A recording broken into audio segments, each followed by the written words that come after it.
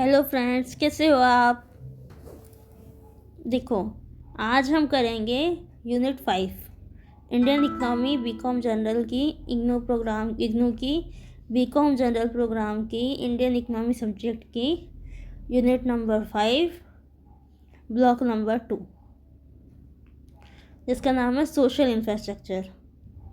इसके अंदर हम देखेंगे हेल्थ केयर सर्विसेज, एजुकेशन की सर्विसेज इंडिया में कैसी है।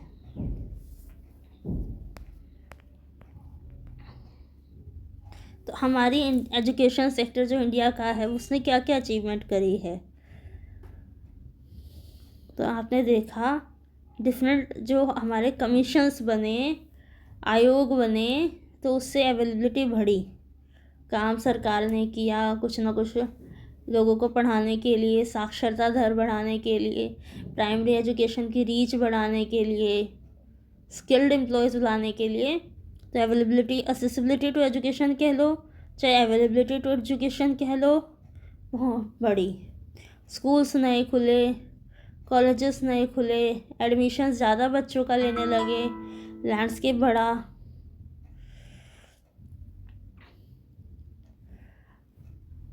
इसीलिए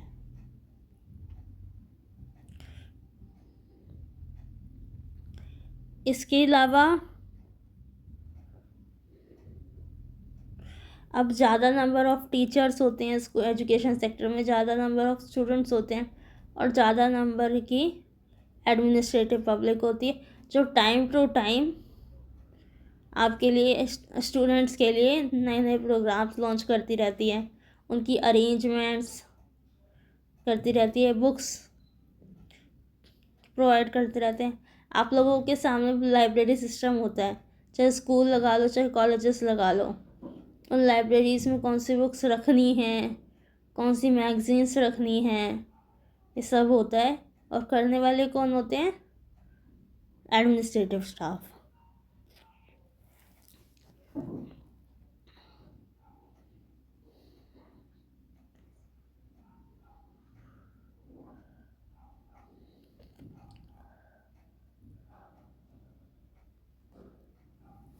इसके अलावा अब एजुकेशन की अवेलेबिलिटी रूरल सेक्टर में भी ज़्यादा है। डिजिटली हम जो चीज़ें पहुंच रही हैं, कोरोना के बाद एक बूम आया ऑनलाइन प्लेटफॉर्म्स पे ऑनलाइन रिसोर्सेज को यूज़ करने का, जिसके बाद एजुकेशन रूरल सेक्टर तक भी बहुत अच्छे से पहुंच रही है।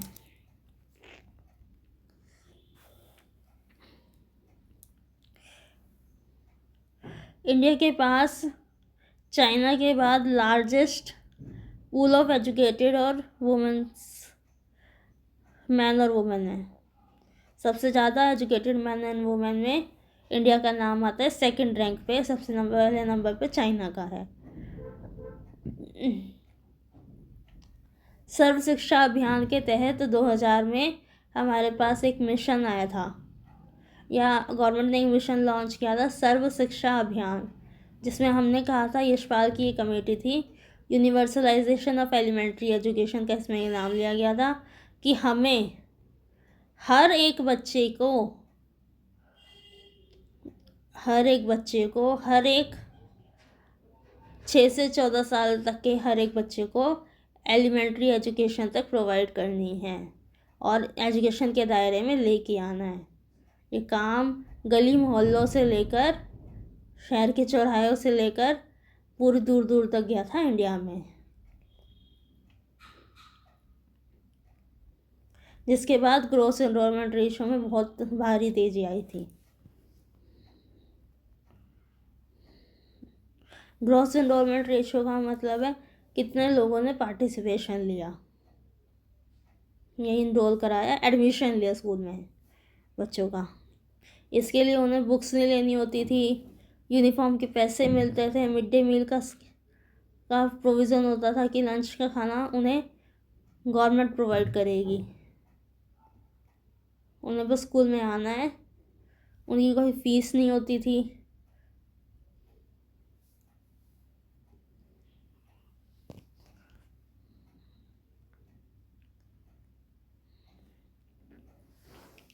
अब इसी में हमारा टॉपिक आता है टर्शियरी एजुकेशन। टर्शियरी एजुकेशन होती है हायर एजुकेशन, यानी कि कॉलेजेस की पढ़ाई। अब इसमें हमने एडवांस टेक्नोलॉजी सीखी, डिजिटली प्लेटफॉर्म्स को यूज़ करना सीखा, बिजनेस एनालिटिक्स सीखी, डिफरेंट वेबिनार्स अटेंड करे, सेमिनार्स अटेंड करें, अपनी पर्सनैलिटी डेवलप करी, प्रोफेशनल फ्रंट पे हम डेवलप हुए, डिफरेंट आईटीज़ खोली गई, आईआईएम्स खोले गए,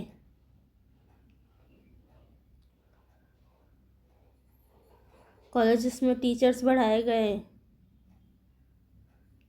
पीएचडी के स्कॉलर्स बढ़ाए गए, जेआरएफ का अमाउंट बढ़ाया गया।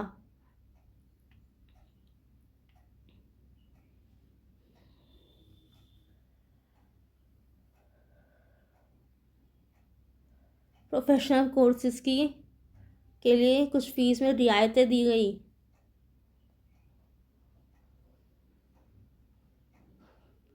वुमेन के लिए कॉलेजेस के फॉर्म पे फीस 0 कर दी गई, या फिर आप इसमें कह सकते हैं गवर्नमेंट जॉब्स के फॉर्म।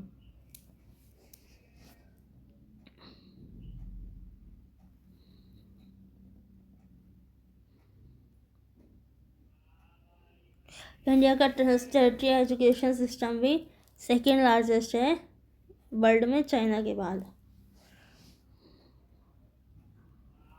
और इसको 3 रिफॉर्म्स चाहिए।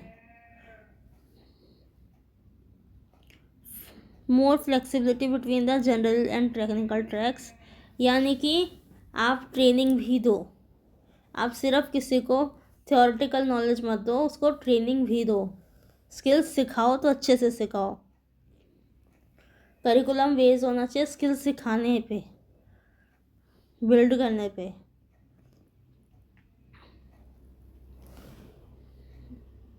और थर्ड, यूनिवर्सिटीज़ को बनना चाहिए सेंटर ऑफ इनोवेशन, वहाँ से नए नए आइडियाज़ निकल के आने चाहिए।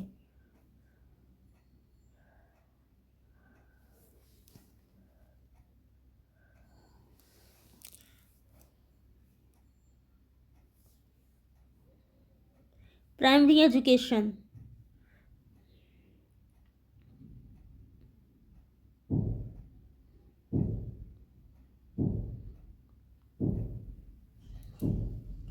प्राइमरी एजुकेशन का सिस्टम कैसा होना चाहिए? वहाँ सोशल स्किल्स होनी चाहिए, जैसे कि टीम वर्क में सिखाया जा सके, रिलेशनशिप मैनेजमेंट कर सके, अपने ऊपर कॉन्फिडेंस हो, रीजनिंग हो, प्रॉब्लम सॉल्विंग स्किल हो।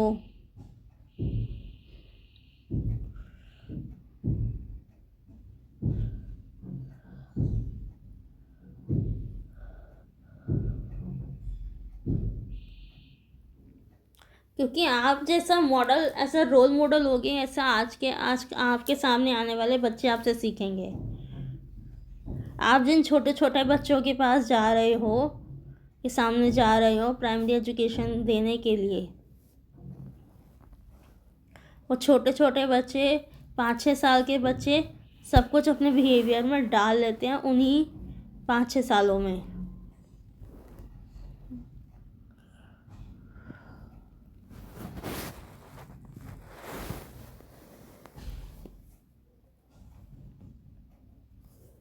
और इंडिया को प्राइमरी एजुकेशन की क्वालिटी के ऊपर फोकस करना चाहिए।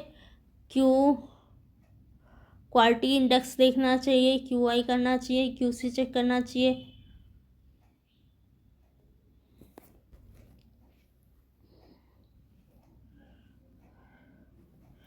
ह्यूमन कैपिटल फॉर्मेशन, अब इसमें क्या है? ट्रेंड, कि वो इंसान ट्रेंड हो, उसके पास इतने आइडियाज़ हों और इतनी स्किल हो कि वो आपके काम आ सके। प्रोफेशनल फ्रंट पे उसके अगर उसके अंदर स्किल है या फिर वो काम जानता है, करता है, फिर भी उसको अपनी ट्रेनिंग छोड़नी नहीं चाहिए। करता रहे, जिससे कि एक तो उसका वो कभी कुछ भूले नहीं, सीखने की कैपेसिटी हमेशा ऑन रहे और प्रोडक्शन कैपेसिटी में भी फ़र्क पड़े।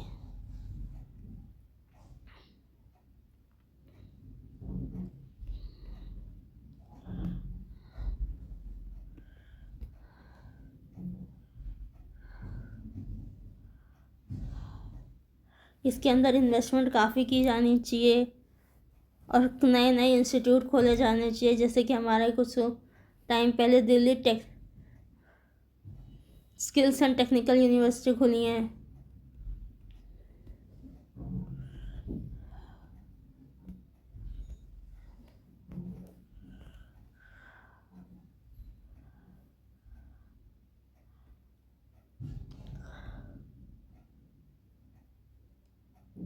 और साथ में इंडिया को एडोलसेंट्स और वर्किंग एडल्ट्स का भी ध्यान रखना चाहिए।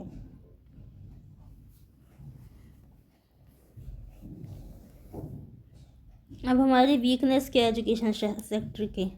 Narrow coverage.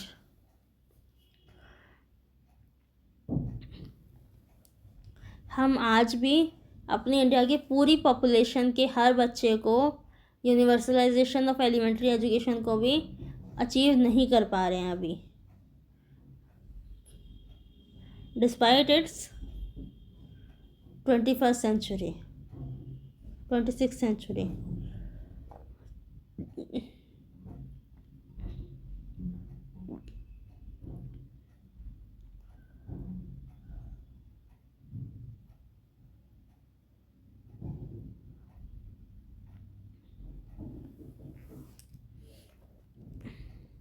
Low access to education.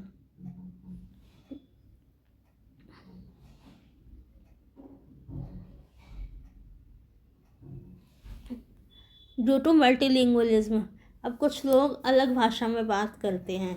अब गवर्नमेंट ने स्कूल खोल दिए, कॉलेज खोल दिए, लेकिन या तो इंडिया के कई इलाके ऐसे हैं आज भी, या कई लैंग्वेजेस ऐसी हैं जो जैसे कि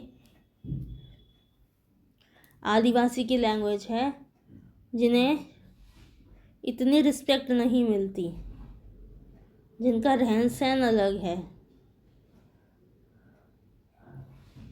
उनको हम एजुकेशन नहीं प्रोवाइड कर पा रहे, उनको हम एजुकेशन नहीं प्रोवाइड कर पाते।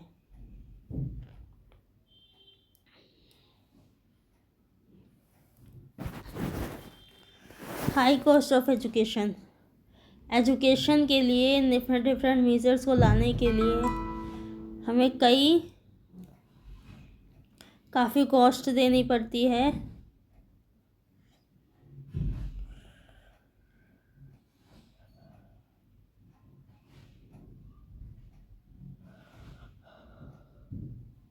काफ़ी इन्वेस्टमेंट करनी पड़ती है।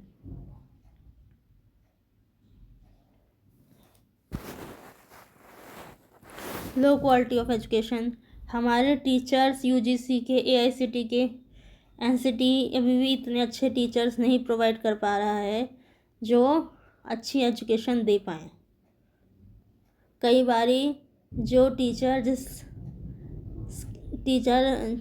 ऐसे मिस्टेक्स कर सकता है जो रीज़नेबल भी नहीं है। जेंडर बायस, बहुत टीचर्स जेंडर बायस करते हैं और एजुकेशन में, घर में, समाज में, स्कूल्स में लड़कियों की एजुकेशन को इतना महत्व नहीं दिया जाता, उनकी ट्रेनिंग पे इतना ध्यान नहीं दिया जाता, या उनके लिए कुछ कोर्सेज अनअवेलेबल कर दिए जाते हैं जस्ट बिकॉज कि वो एक लड़की हैं।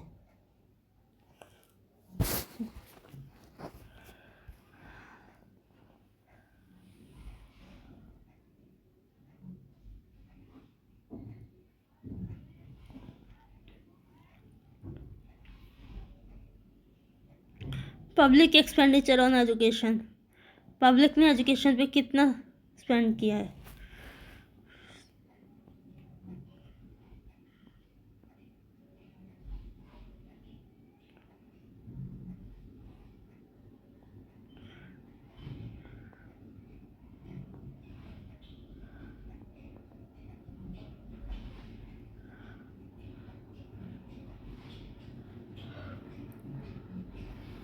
स्पेंड कितना किया जाएगा एजुकेशन पे। जैसे फिल्टरिंग फंड्स फॉर एजुकेशन, जो सेंट्रल गवर्नमेंट ने स्पेंड किया एजुकेशन पर, बजट का, टोटल बजट का कितना %।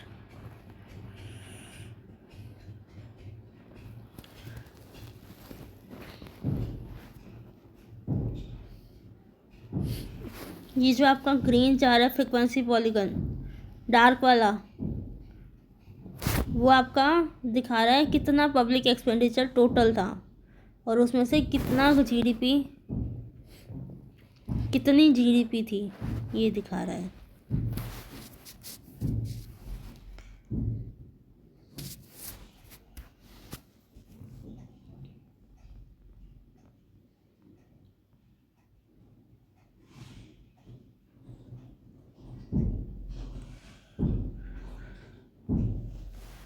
जीडीपी आपकी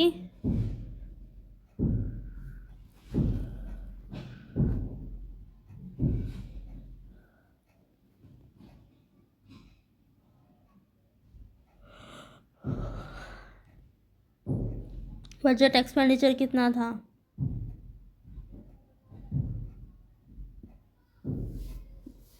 3.71। उसमें से जीडीपी आपकी कितनी थी, 0.47। 2017 और 2018 में ऐसा हुआ। जबकि 2013-14 में हमने क्या किया, हमारी जीडीपी कितनी थी, 0.63, तो हमने स्पेंड किया 4.57, एक्सपेंडिचर कम हुआ।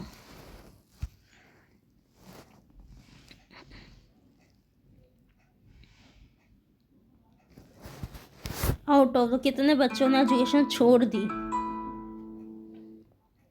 Elementary classes 6 to 13 years, gross enrolment कराया 96.9 बच्चों का, परसेंटेज बच्चों का, और 4 मिलियन ने छोड़ दी उसमें से। सेकेंडरी 14 से 15 ईयर्स का 78.5% बच्चों का एडमिशन कराया, 11 मिलियन ने छोड़ दी। इसी तरह से सीनियर सेकेंडरी में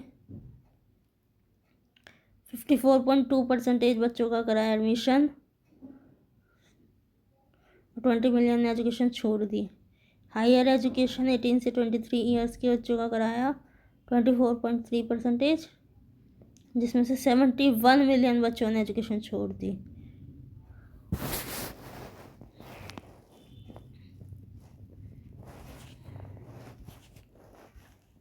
ये यहाँ इसीलिए आ रहा है क्योंकि कुछ बच्चे ने लास्ट में अपने डॉक्यूमेंट भी कलेक्ट नहीं किए।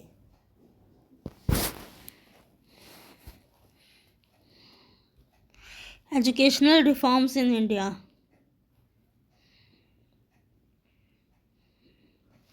अब रिफॉर्म्स क्या क्या किए गए या क्या क्या किए जा सकते हैं। गवर्नमेंट को इक्वल अपॉर्चुनिटीज़ देनी चाहिए, ना कोई मल्टीलिंगुअलिज्म के बेस पे कास्ट डिस्क्रिप्शन होना चाहिए, ना कोई जेंडर डिस्क्रिमिनेशन, ना कोई स्टीरियोटाइप,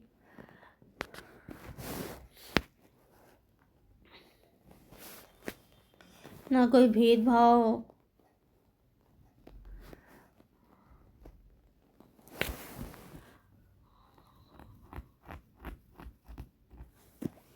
ना कोई भेदभाव।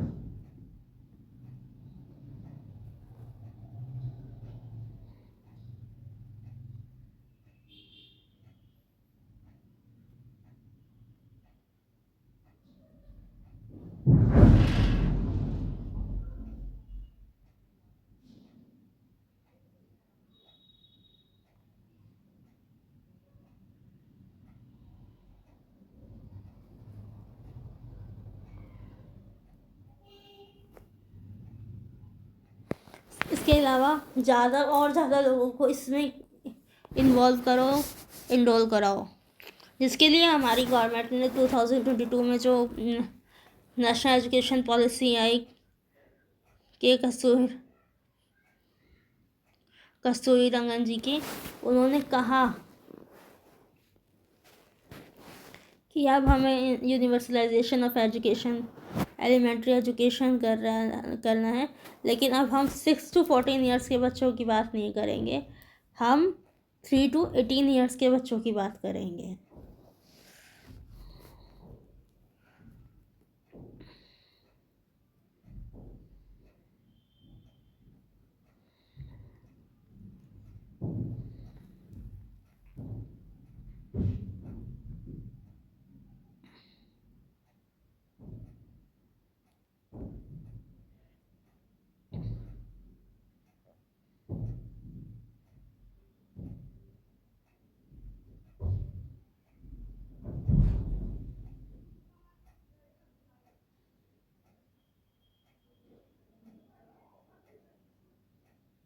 इसके अलावा एजुकेशन की एक्सेस ग्लोबली होनी चाहिए, जैसे कि आज के टाइम पे यूट्यूब है, ऑनलाइन कंटेंट अवेलेबल है, ऐसे एक्सेसिबिलिटी होनी चाहिए। इन तरह की चीज़ों को प्रमोट किया जाना चाहिए। कैसे हम इनकी यूज़ कर सकते हैं, इसके लिए एडवर्टाइजमेंट आने चाहिए।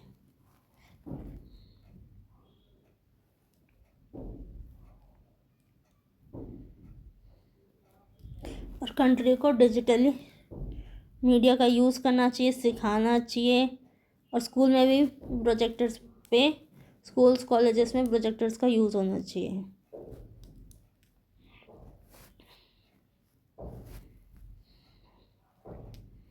और फ्यूचर में एजुकेशन पॉलिसी का में क्या क्या चीज़ें आनी चाहिए,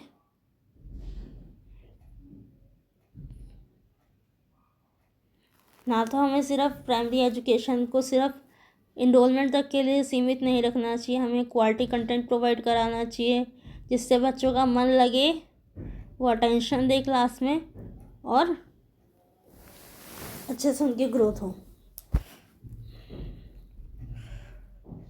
वुमेंस के साथ डिस्क्रिमिनेशन नहीं होना चाहिए, गर्ल चाइल्ड को भी एजुकेशन के अंदर लेके आना चाहिए।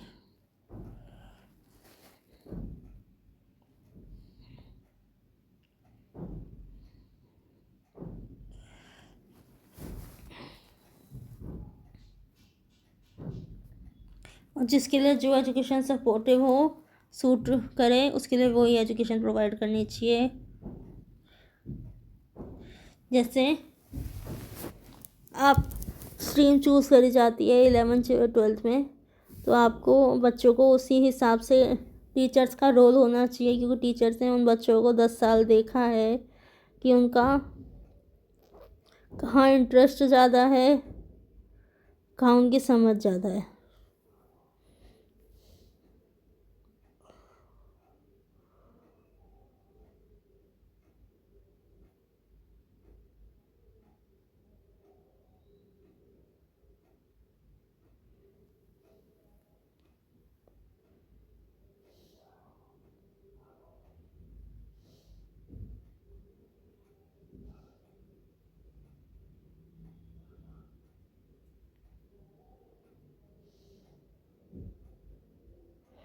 To make use of the opportunities offered by the latest advances in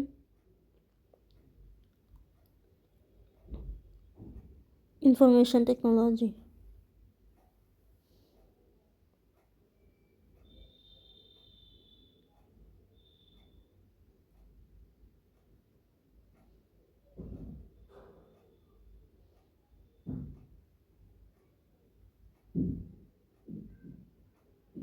latest advance technology जो आई है उनका यूज़ किया जाना चाहिए। गाइस, आज की क्लास में इतना ही। आज मेरी 2 क्लास अपलोड हुई है, आप दोनों क्लासेस को देखना और दोनों क्लास जो अच्छी लगे उन्हें लाइक करना, शेयर करना, सब्सक्राइब करना। कोशिश करें आप इस वीडियोस को ज़्यादा से ज़्यादा शेयर करें, जिससे कि ज़्यादा से ज़्यादा ऑडियंस इकट्ठी हो और मेरा भी मन करे कि मैं और से और वीडियो बनाऊं।